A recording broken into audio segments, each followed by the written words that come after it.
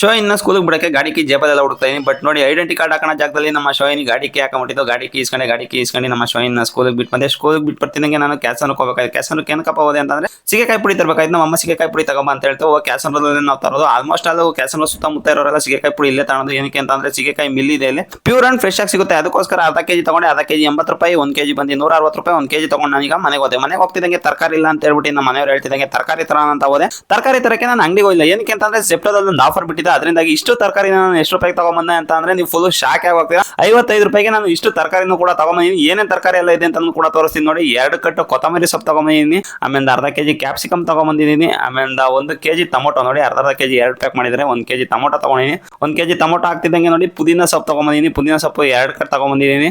ಇಷ್ಟೆಲ್ಲ ಸಿಕ್ಕಿರೋ ನನಗೆ ಬರೀ 55 ರೂಪಾಯಿಗೆ ಅಷ್ಟೇ ನೋಡಿ. ಅದಾದ್ಮೇಲೆ 100 ಗ್ರಾಮ್ ಮೆಣಸಿನ್ಕಾಯಿ ತಗೊಂಡೆ. ಮೆಣಸಿನ್ಕಾಯಿ ಹಾಕ್ತಿದ್ದಂಗೆ ಬೀನ್ಸ್ ತಗೊಂಡೆ 1 ಕೆಜಿ. ಬೀನ್ಸ್ ಆದ್ಮೇಲೆ ಕ್ಯಾರೆಟ್ ತಗೊಂಡೆ. ಕ್ಯಾರೆಟ್ ಅಷ್ಟು ಫ್ರೆಶ್ ಆಗಿರಲ್ಲ ನೋಡಿ, ಎಲ್ಲ ಮುರಿದೋಗಿರೋದೆಲ್ಲ ಕೊಟ್ಟಿದ್ದಾನೆ. ಕ್ಯಾರೆಟ್ ಒಂಚೂರು ಕೂಡ ಚೆನ್ನಾಗಿಲ್ಲ. ಆಫರ್ ಕೊಟ್ಟಿರೋದು ಅಂತ ಕ್ಯಾರೆಟ್ ಚೆನ್ನಾಗಿಲ್ದೇ ಇರೋದು ಕೊಟ್ಟವನೇ, ಹೋಲಿ ಬಿಡಿ. ಅದಾದ್ಮೇಲೆ ಅರ್ಧ ಕೆಜಿ ಸೌತೆಕಾಯಿ ತರಿಸಿದೆ. ಅರ್ಧ ಕೆಜಿ ಸೌತೆಕಾಯಿಗೆ 3 ಬಂದಿದೆ. ಅದಾದ್ಮೇಲೆ 1 ಕೆಜಿ ಆಲೂಗಡ್ಡೆ ತರಿಸಿದೆ ನೋಡಿ. 1 ಕೆಜಿ ಆಲೂಗಡ್ಡೆ. ಇಷ್ಟೆಲ್ಲ ಐಟಮ್ ನಾನು ಜೆಪ್ಟೋದಲ್ಲಿ ತರಿಸಿದ್ದು. ಇವತ್ತಿನ ಮಿನಿ ವ್ಲಾಗ್ ಅಂತೂ ಇಷ್ಟೇ ಗೈಸ್. ಬೈ.